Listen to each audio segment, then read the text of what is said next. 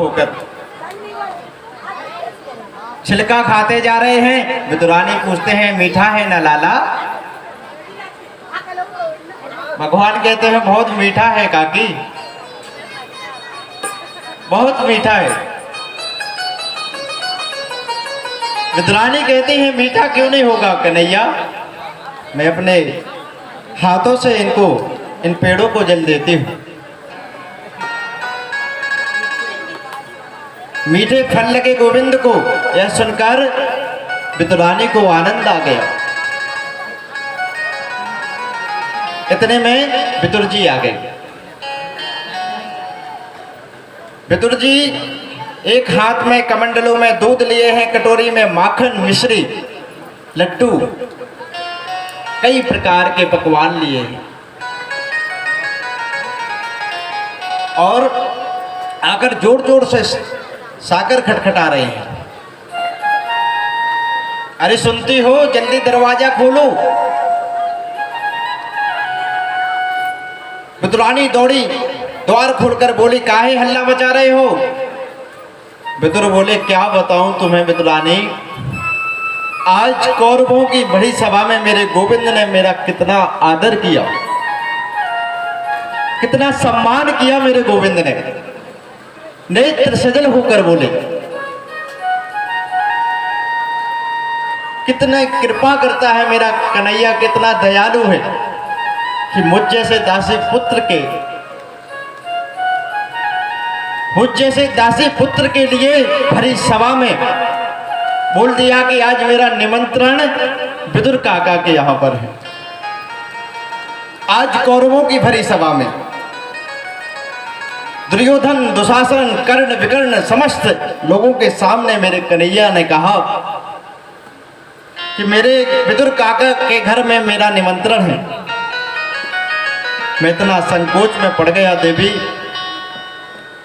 सभा छोड़कर बाजार गया, माखन मिश्री लाया।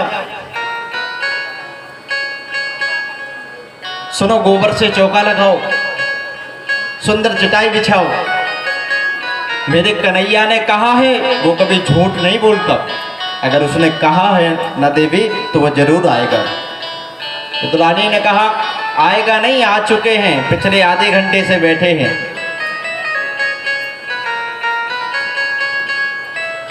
उनके आए हुए तो आधा घंटा हो गया। बोले अच्छा, बड़े आनंद की बात है, तुमने कुछ खिलाया पिलाया उनको कि नहीं? बोले हाँ, बोल रहे थे भूख लगी है तो मैं केले के फल में उनको खिला रही थी। और जैसे ही विदुर महाराज ने पास में जाकर देखा तो केले के फल नीचे पड़े हुए हैं और मेरे गोविंद छिलका खा रहे हैं। द्वारकाधीश छिलका खा रहे हैं। यह देखकर विदुर को बहुत आश्चर्य हुआ। बोला देवी ये क्या किया तुमने, कन्हैया को छिलका खिला रही हो? अब ध्यान आया विदुरानी को, अरे राम ये क्या कर दिया मैंने। अच्छा, असल में भगवान को भी अभी ध्यान आया कि मैं छिलका खा रहा हूं, क्योंकि भाव के भूखे हैं ना। आप 56 भोग लगाकर रखोगे नहीं खाएंगे। दुर्योधन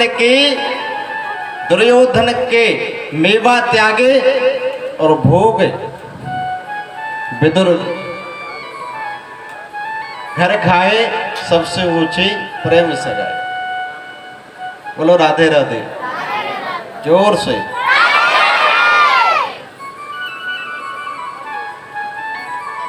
दुर्योधन की मेवा त्यागी और साग विदुर घर खाई, सबसे ऊंची प्रेम सगाई। प्रेम से आप जो भी पवा दोगे ना भगवान के लिए, भगवान उसी में संतुष्ट हो जाते हैं। विदुर जी को बहुत दुख हुआ, अरे देवी ये तुमने क्या कर दिया, मेरे गोविंद को छिलके खिला दी।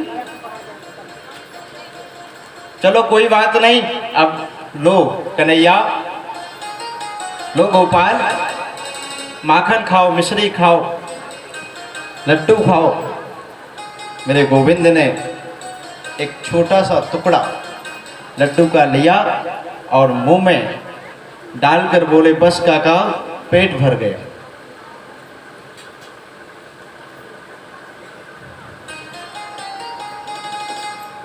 और क्षमा मांगने लगे, कन्हैया माफ करना, हम लोग ना समझ हैं, आपका कुटिया में आगमन हुआ और हमने आपको छिलका खिला दिया।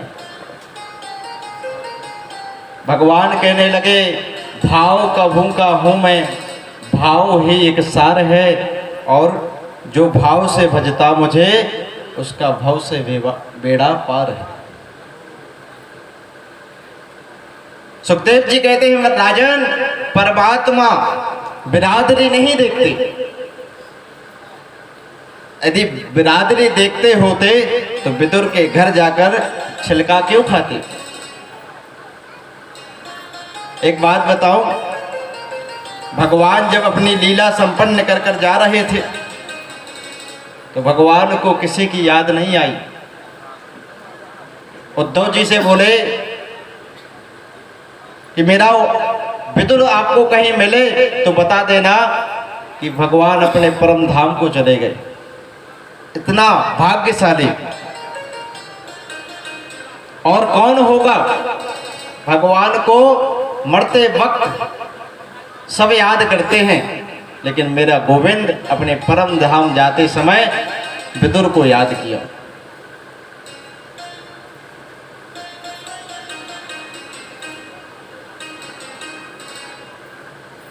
उद्धव ने पूछा, भगवान एक बात बताओ, आपके इतने सारे अवतार हुए,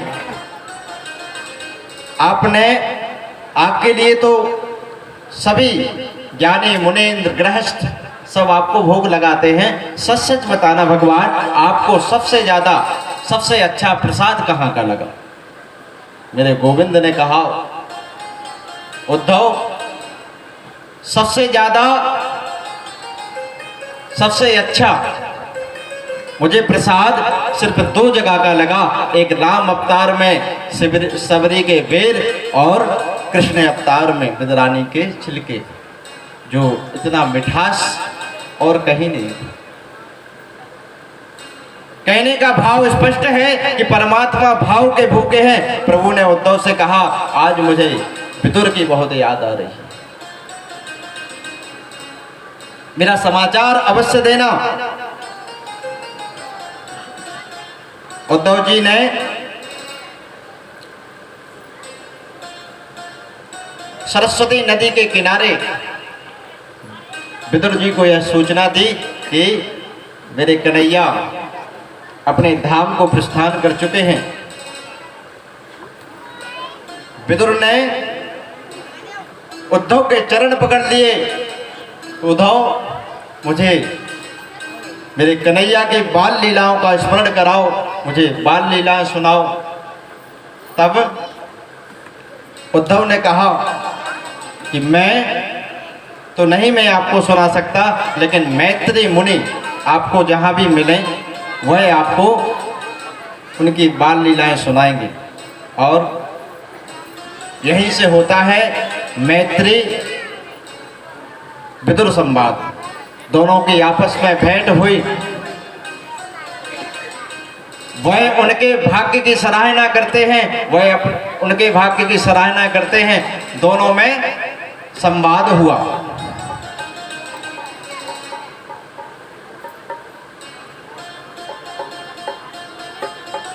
बोलो राधे राधे। मैत्री मुनि ने सृष्टि के प्रसंग का विस्तार से कहा। ये विस्तार से सुनाया। कहते हैं कि भगवान अपनी लीला को संपन्न करने के लिए कई अवतार लेते हैं। कभी कोई अवतार, कभी नरसिंह अवतार, कभी वामन अवतार, कभी सूकर अवतार, 12 बन गए। ये कैसे? मैत्री मुनि ने सृष्टि के प्रसंग में सुनाया। भगवान ने सूकर का अवतार कैसे लिया?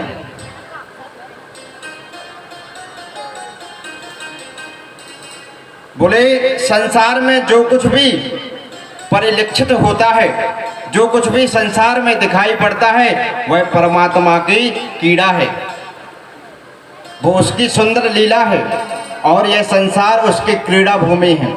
यहाँ वो कई बार कई कई प्रकार की लीलाएं कर चुके हैं। दूसरी बात, कोई दुखी क्यों है, कोई सुखी क्यों है?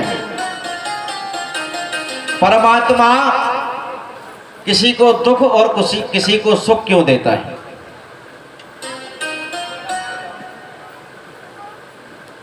तब मैत्री मुनि कहते हैं परमात्मा कभी किसी को सुख और दुख नहीं देता। सुख और दुख तो सिर्फ उसके कर्म पर आधारित होते हैं।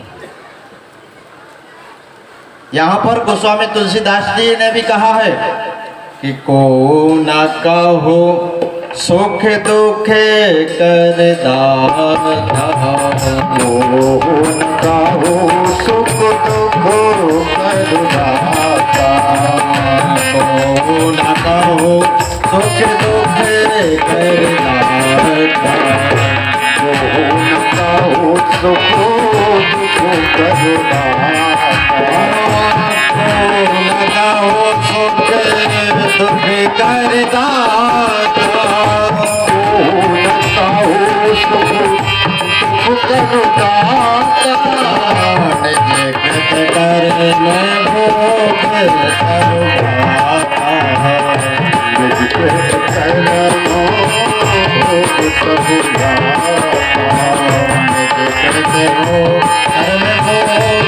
भोग करवाता। संसार में जो कुछ भी भोगते हैं हम लोग अपने कर्म के प्रारब्ध के अनुसार भोगते हैं।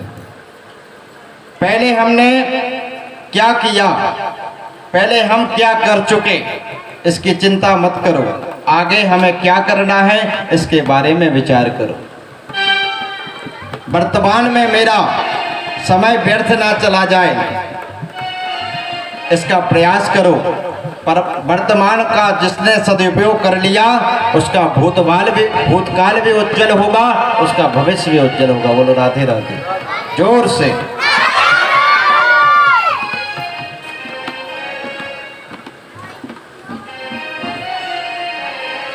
आगे मैत्री मुनि कहते हैं भगवान परमात्मा हर युग में अवतार लेकर आता है। अवतारों में भगवान ने 12 का रूप धारण किया। भगवान ने सूकर का रूप धारण किया। इसका भी एक विचित्र कारण है। कश्यप महाराज की 13 पत्नी थी और सबसे बड़ी थी दिति। एक दिन दिति ने कश्यप से कहा कि मेरी सभी बहनें पुत्रवती हो गई हैं, महाराज मैं कब तक संतान से वंचित रहूंगी, मुझे भी पुत्र चाहिए। और साय के समय शाम के समय काम सुख के लिए उत्तेजित करने लगे।